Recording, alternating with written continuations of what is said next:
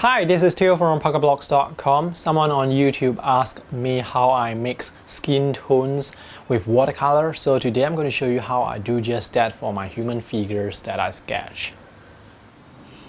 Let me show you some examples first. Here you can see the skin tone is quite light. And here is a bit more orange and there's some variation in terms of gradation. Fades from yellow to some sort of a pinkish glow here. And let me show you this example. Here we have some skin tone as well, a bit darker because some of them are in the shade, they are looking down on the ground. Here we have some skin tones as well, a bit more orange in this case. Skin tone will also appear a bit different when you have a strong background.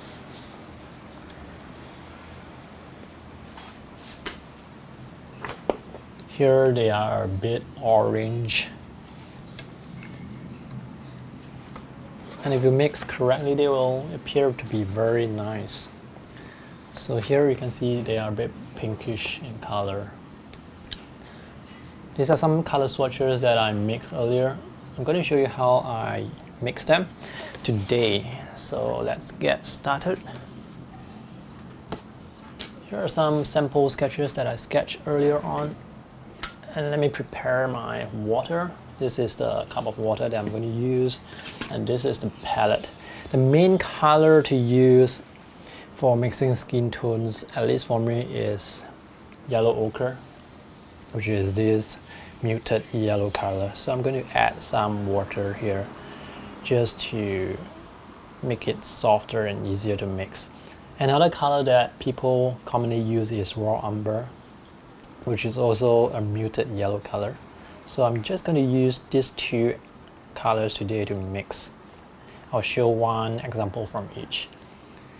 And I have a very good mix here. So yellow ochre looks like this, a muted yellow. One thing to note about mixing skin tones is you want to mix a lot of skin tone. You want to prepare enough mixture so that you can cover everything. Because if you run out of mixture and you go back to mix it the second time is not going to look like your first time, the mixture that you mix in the first time. So that is something to take note of, and it's very important. So now I'm adding permanent alizarin crimson, and you can see that the mixture has changed here. So now it turns a bit like a peach. And it's very diluted because I use a lot of water. So I'm just going to add more yellow ochre and a bit of permanent alizarin crimson and just go in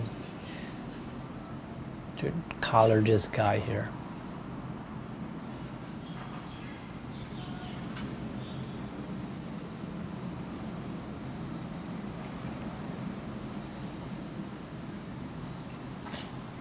I'm going to wait for this to dry later on and see how it turns out. For the next example, I'm just going to use this one. This is raw umber. This is a bright gold color. So, this is either raw umber or quinacridone gold. I'm not too sure which one it is. Anyway, mix it. Again, add permanent alizarin crimson to it. You can see the mixture here becomes a bit more fleshier. Same thing, I'm just going to add a bit more and then go into color this. Maybe a bit more water.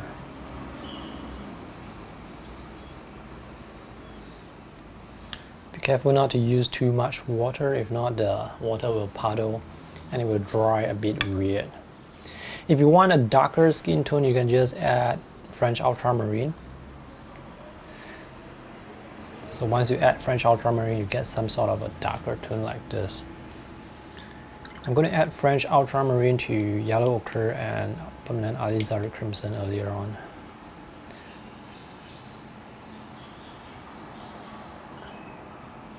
So I get this kind of tone here.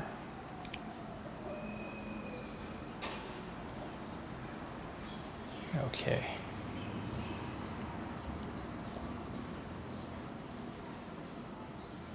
So depending on how much paint you use, you are going to get different colors, different subtleties. Skin tone has a lot of different colors. So if you choose different red colors, different yellow colors to mix, and different amount of blue to add to create a shadow, it's going to look a bit different. While the wash is still wet, you can go in to add in some more paint. If you like those rosier cheeks, you can do that. So here I make some permanent alizarin crimson. I go in to use a light touch just to add some paint onto the cheek of this guy. I'm going to wait for this to dry before I add in another layer. Okay, now that this is dry, I can go in to add in a second layer just to make some of the skin tone darker, to make it seem that it's in shadow. So I'm going to try out some test swatch by the side. First, it's always good to test out the swatches on some scrap piece of paper if you are not sure, so that you can get the correct color.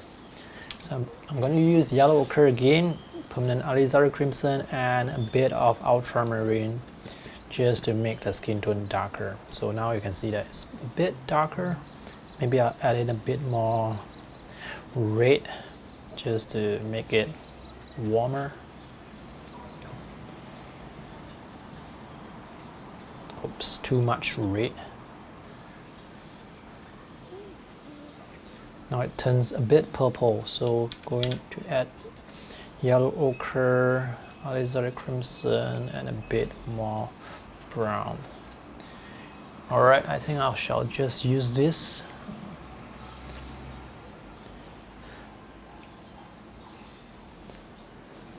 So there's light coming from this side. I'm just going to color the shadow areas under the eyes.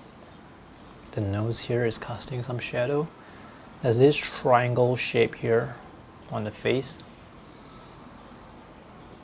and the bottom of the chin, the lips as well, bottom of the lips, bottom of the nose where the shadow is cast, and a bit here.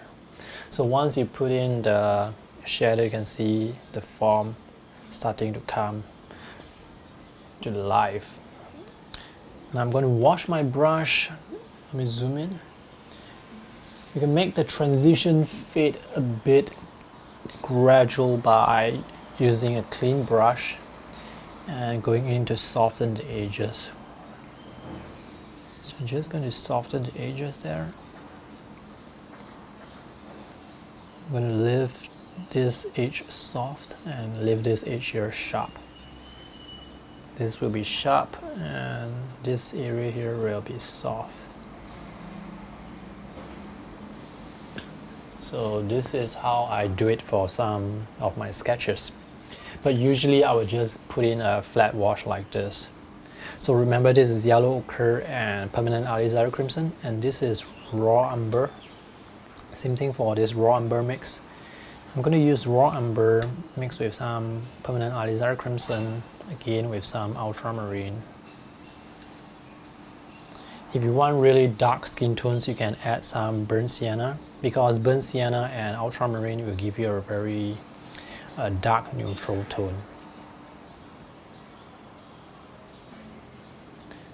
Raw umber, alright. Let me go in, same thing here. You can see here now the skin tone is much darker, and if you add too much, it's going to look a bit weird, because the contrast is too strong. It's like something is wrong. So you should just add the colors gradually just to make it darker, and always test your swatches. So in this case, this is much darker. Probably made a mistake, but this skin tone is good for those with darker skin. So it's something like this, and if you continue to add ultramarine, you can see how dark it can get.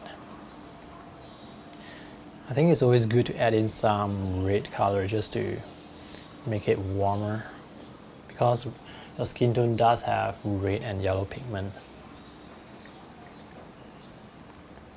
And lastly, when you're doing color swatches like this, it's good to write down the colors that you use.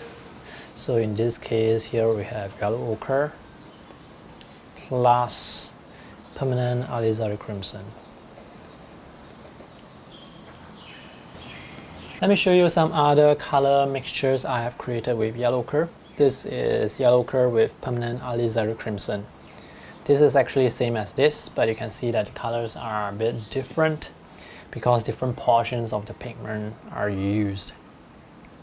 And also here the shadow is a bit different as well. Here I use a bit more red, here is a bit more yellow.